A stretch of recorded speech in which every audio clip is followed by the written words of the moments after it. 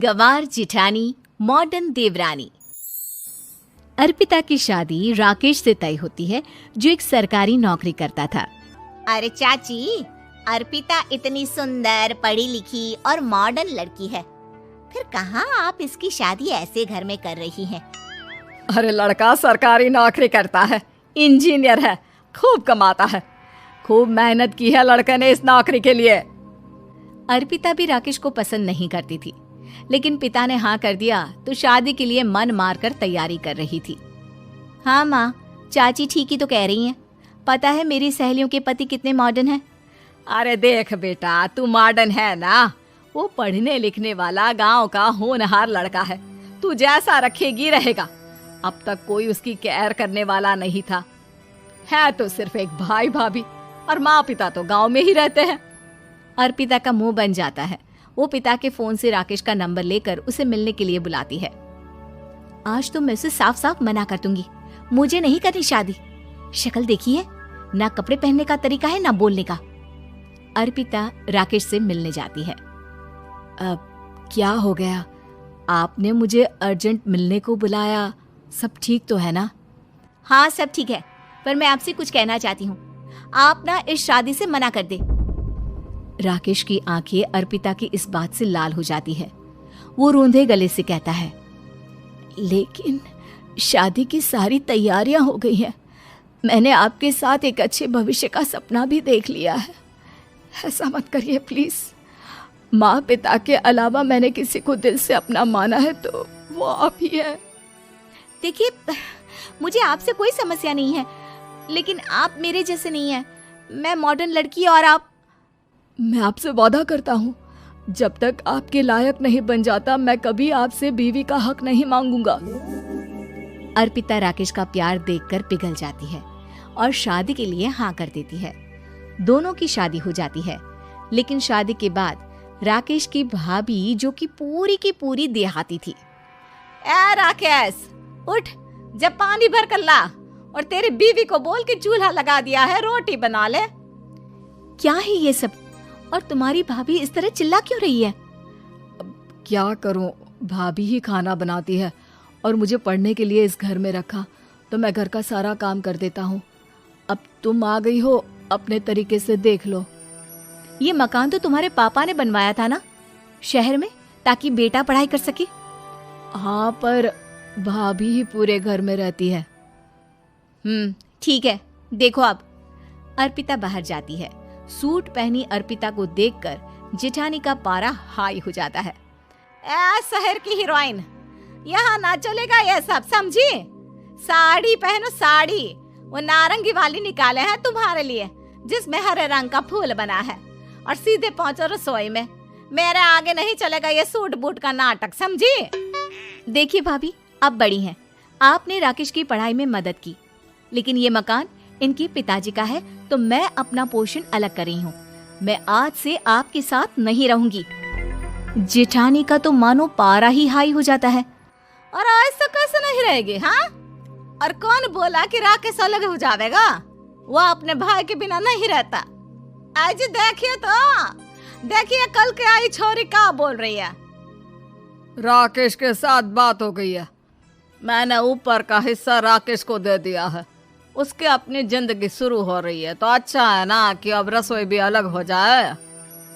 अर्पिता राकेश की ओर फक्र से देखती है कि उसने अर्पिता के लिए स्टैंड लिया।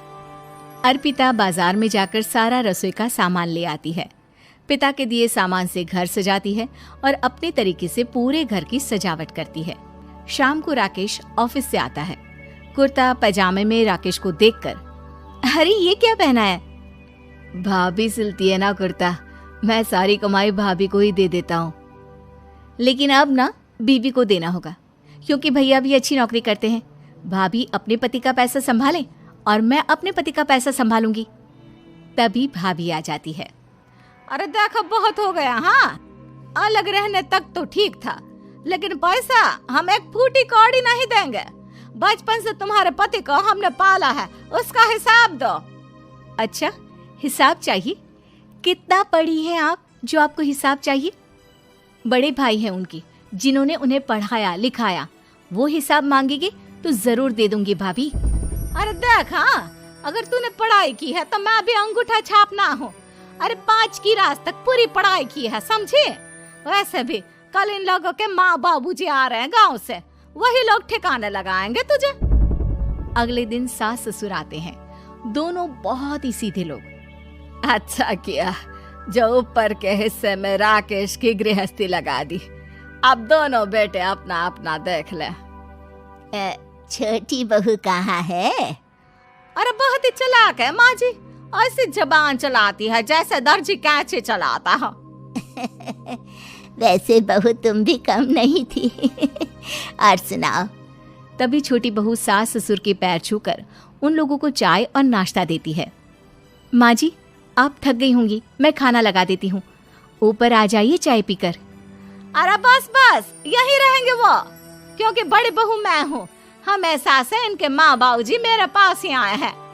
चलिए माँ जी, आप ना किचन में खाना बनाइए, मैं जरा बाजार होकर आती हूँ और फिर साथ में खाना खाते हैं। जेठानी बाजार निकल जाती है और सास ससुर बेचारे घर पर अकेले। फिर दोपहर को, माँ जी, मैंने आप सभी के लिए खाना बनाया है। माना मैं छोटी हूँ, लेकिन अच्छा लगेगा अगर आप लोग मेरे साथ रहें। वैसे भी यहाँ है कौन बेटा, चलो ऊपर राकेश के पास ही चलते हैं। सास ससुर दोपहर का खाना खाकर वहीं आराम करने लगते हैं कि जेठानी आ जाती है। अरे वाह, ये तो वही बात हुई ना, कल की आई को पूरा परिवार और हम अकेले के अकेले। भाभी देखिए, परिवार में प्यार से रहा जाता है, ना कि चालाकी से। अम्मा खाना कैसे बनाती, पहले ही गांव से थक कर आई हैं। हाय रे दया, तो मैं का बाजार से ऐस करके आ रही हूँ। अरे भूख के मारे मेरा सर दर्द हो रहा है, पर यहाँ मेरी फिक्र कौन करेगा। अरे तो किचन में खाना है, लगा देती हूँ मैं भाभी। बड़ी बैठकर खाना खाती है और शाम को जब राकेश घर आता है। अरे राकेश, तू तो पूरा हीरो लग रहा है इन कपड़ों में। ऐसे कपड़े पहले क्यों नहीं पहनता था? राकेश बीबी की तरफ देखता है और फिर कहता है, माँ पहले पहनाने वाली नहीं थी ना। हाँ हाँ, और हम जो हाथ से सिल सिल कर कुर्ता पहनाते थे उसका का? अरे तुम्हारे भैया तो आज भी पहन रहे हैं। तभी अर्पिता सास के लिए कपड़े और ससुर के लिए शर्ट पैंट ला कर देती है। उन लोगों को फ्रिज से ठंडा पानी और टीवी में फिल्म दिखाती है। अरे कब से इनको बोल रहे हैं कि फ्रिज वाले आओ, लेकिन ये है कि मानत ही ना है।